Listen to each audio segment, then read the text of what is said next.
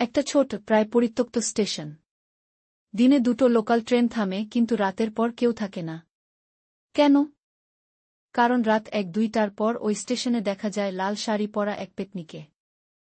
লোকেরা বলে বছর 10 আগে এক নববধূ ওই স্টেশনেই ট্রেন থেকে নামার সময় দুর্ঘটনায় মারা গিয়েছিল।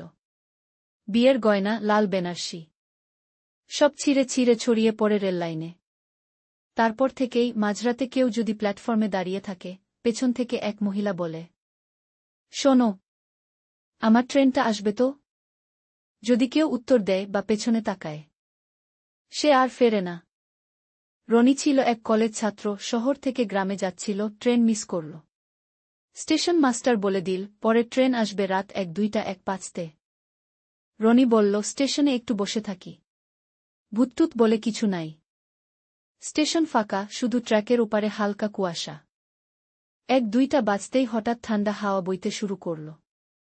রনি মোবাইলে গান শুনছিল, হঠাৎ কানে এল এক নারীর গলা। শোনো, আমার ট্রেনটা আসবে তো? সে চমকে উঠল। আশেপাশে কেউ নেই। আবার সেই গলা, আমার ট্রেনটা। রনি উঠে দাঁড়াল।